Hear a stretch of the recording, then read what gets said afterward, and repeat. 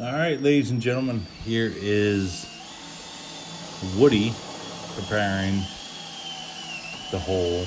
The hole that's going to be drilled in the side. But guess what? No one's going to know the difference between whether that's stock or not. Here's him. Such a tedious job, but he is doing a great job heating up the paint so it doesn't peel or crack or anything. The guy was doing his due diligence. That's all I gotta say. But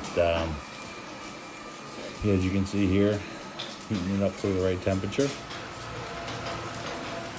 making sure it's just right for him to make the modification. Here you can see from the front angle, he's got his Z-bar in there, and he is going to town, making it like the dent never happened in the first place.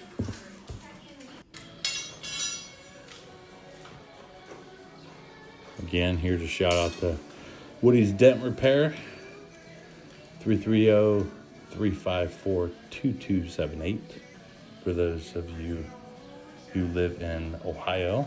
All right, part two, here is the baby. And let's see what the guy was able to do.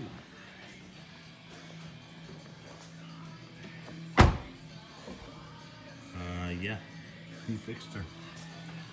My tears are gone. My tears are gone.